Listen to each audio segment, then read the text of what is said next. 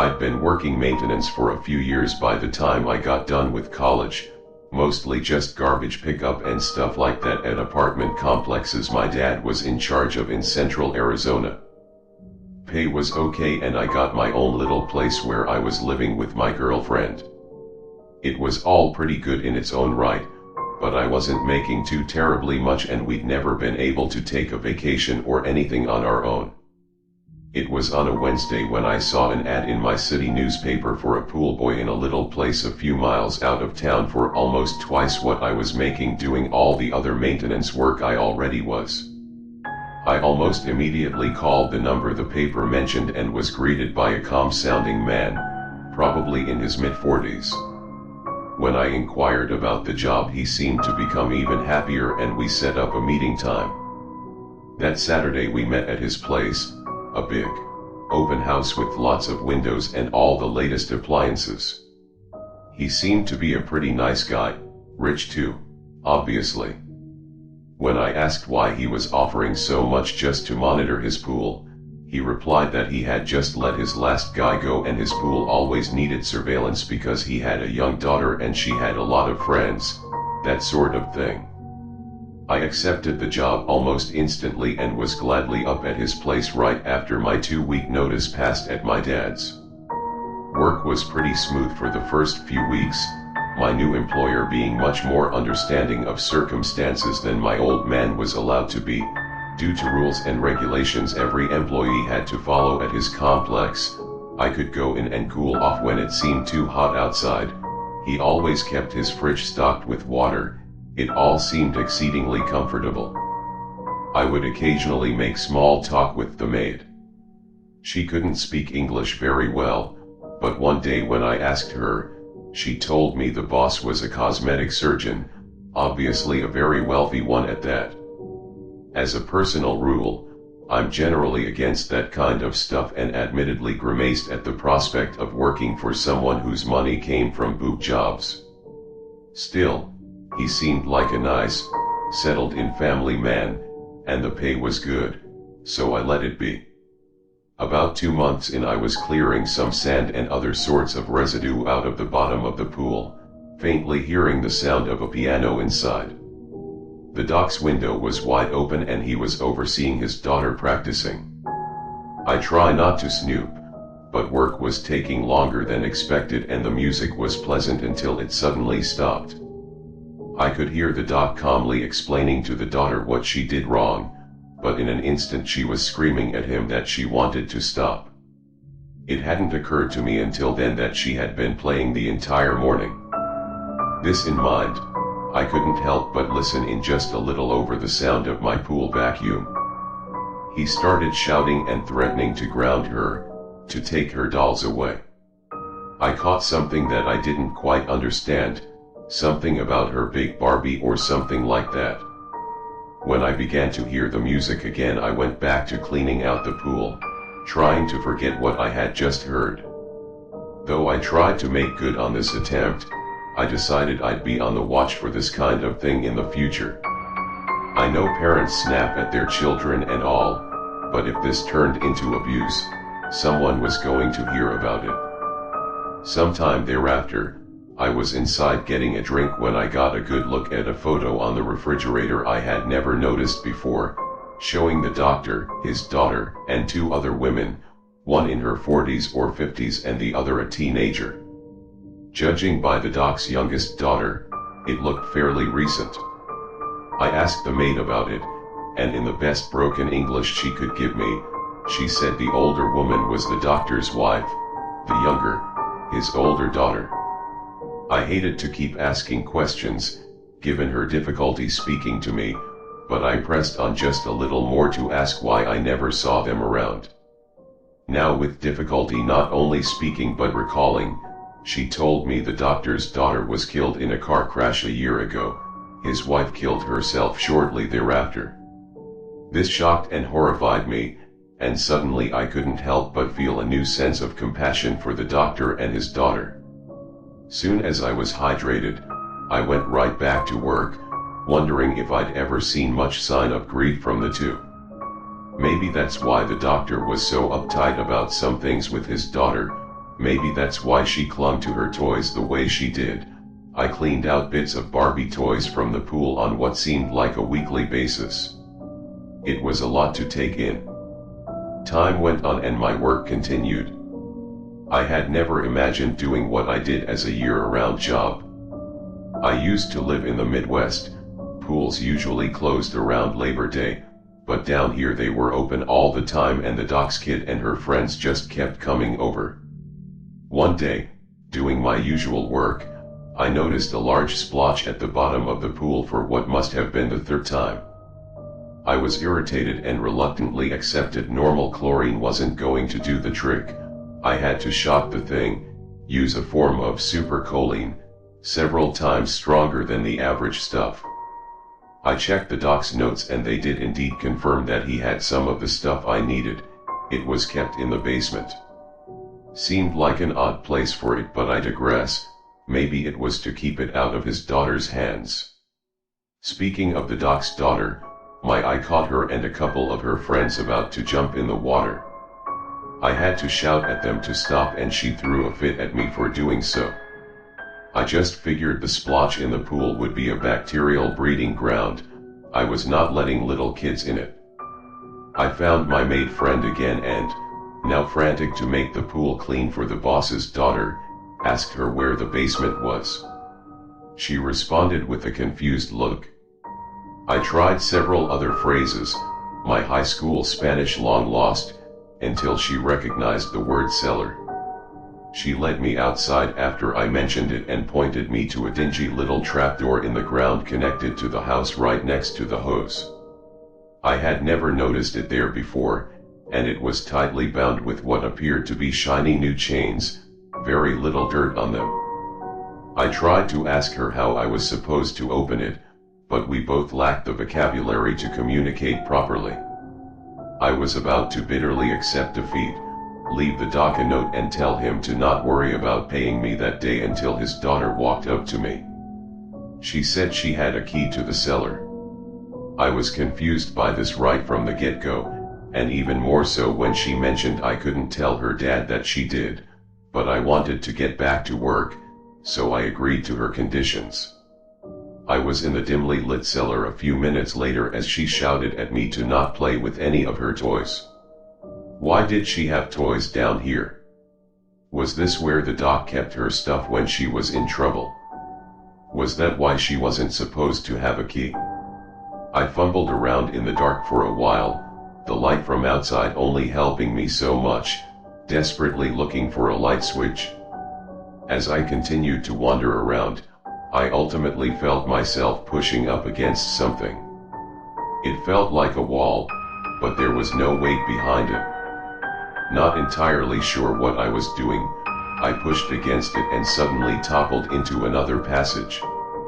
Confused, disoriented, and growing increasingly frightened, I felt around for a switch again and quickly found one on the wall. Despite the short time I had spent in the cellar, I was briefly blinded when I switched the thing on. But more so when I got a good look at the room. That was not just some dingy cellar I had walked into, the thing extended beneath the house and was filled, to my shock and slight disturbance, with oversized pink and wall furniture. My jaw was agape as I searched around, finding a fully functioning bathroom, den, everything. The rooms were much smaller than they had been upstairs, but they were still comparable to a decent hotel's. Why on earth did the doctor have all this down here? I wandered through just a little more, too shocked by what I had seen to turn back, when I came upon a bedroom. Of course everything was still pink and huge and this room even included a closet full of clothes, but the most notable feature present was what appeared to be a giant cardboard box sitting in the room's center. In sloppy handwriting the box read, "My favorite Barbie." I didn't want to open the box. I swore at myself for dropping down and grabbing the bottom of the cardboard cube, my conscience screaming to put the damn thing down and find whatever I had come for. I couldn't even remember anymore. But I just had to know what all this was for. I wish I'd never taken that job. I wish I'd never gone into that cellar. I wish I'd never opened that fucking box. I screamed and scrambled away the instant I saw what I did. Standing before me, at almost my exact height, was a Barbie doll. I struggled to catch my breath as I stared at the thing. I was full of doubt Mattel had made anything like this, but the likeness was nearly perfect to the dolls I'd been seeing around the house. Her eyes were wide open and green, she had long blonde hair and bright pink lips, smiling. Still trying to take it in, I noticed the doll was naked. It had oversized breasts without any nipples, and that seemingly impossible figure that led down to a solid patch of skin where the genitals would be. Heart pounding, I noticed something along the doll's back. I slowly went behind it to take a look, seeing a large, bulbous thing sticking out of its back, almost like a button. Letting curiosity defeat me once again, I gently pressed it. "Help me!" the doll screamed in a shrill voice. I ran from it towards the door, not even so much shocked by the scream as what I had felt. I had touched flesh. No, I thought, that was impossible. This thing appeared to gleam like plastic a moment ago. That wasn't real. But as I continued to back away, my fears were confirmed. I could see the doll's chest expanding and contracting. The doll was breathing. The doll was real. My jaw was dropped, tears starting to well up in my eyes. This was not happening. What the fuck was I even looking at? Struggling to accept all that was before me, I darted around the moment I could hear footsteps over my pounding heart. There was the doctor, just a few feet behind me, holding a syringe. "Well then," he muttered, "I guess you found our playroom." I gently slid a hand into my pocket as I screamed that he tell me what was going on. Ensuring he couldn't see, I managed to worm my cell phone out of my pocket. Without a hint of sadness or remorse in his voice, the doctor told his tale, chilling me to the bone as I managed to trigger the video camera on my phone. The doctor told me that he desired the same thing any other parent does, to have the perfect child. He told me how though it all seemed to be going well with his older daughter, she started to rebel in her teenage years. Her grades started to slip in high school and he caught her having sex on the living room couch. He was so overwhelmed by her misbehavior he was ready to give up on her entirely. He told me he was convinced if he pampered his younger daughter, surely she would behave right. A Christmas before last he asked her what she wanted. She said she wanted a big Barbie doll that could do anything she told it to and that would play with her all the time. The doctor told me how he spent a month and a half planning what he'd do, planning how to pamper his younger and punish his older. My wife found out at one point. All for the best though. I was planning on just bringing some fat and collagen home from work, but I think she worked out much more smoothly.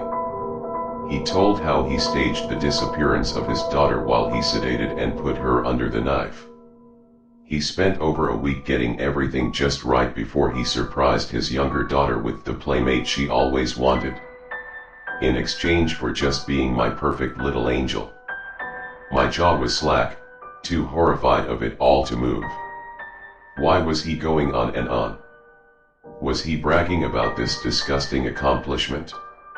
He talked and talked, about how she'd been living off juices and purees he made, how her eyes were glass and hand-painted, how he'd tried to just leave in the originals but she cried too much and her younger pointed out her toy didn't blink, and how she had little chips throughout her body that would give her a brutal shock if she used her vocal cords and you didn't press the button first.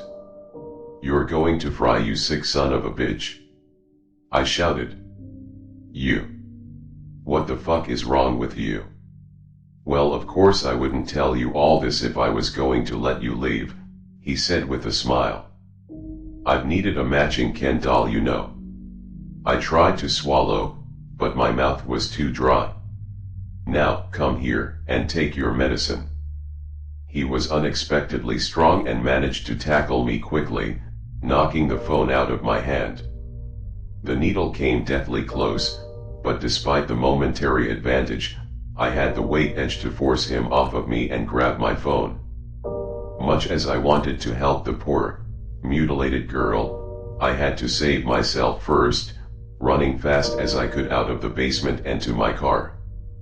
Fast as I've ever driven in my life, I pulled out of the doctor's driveway and slammed the gas the moment I shifted into drive. About a minute later I could hear the sound of a shotgun firing in the distance.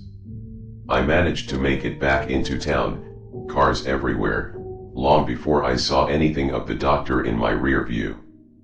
I pulled into the police station and flipped open my phone, searching out the evidence to incarcerate the insane bastard, only to find my SD card had been destroyed when he tackled me. I had nothing to give the police but my testimony, and even in my head I knew it was too mad to be true. I drove to my parents' place that night, the house empty, I assuming they were gone on a date or something, searched around in my dad's room and found his revolver. I don't remember much more of the night, but my girlfriend tells me I was extremely on edge, constantly looking out the window.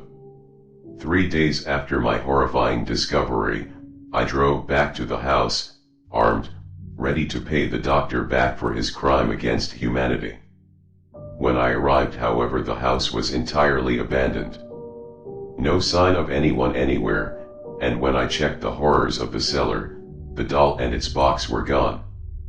I found one of the doctor's business cards while snooping and made a call to his office that night. The receptionist said he had left on a very short notice with no real explanation. That was about a year ago.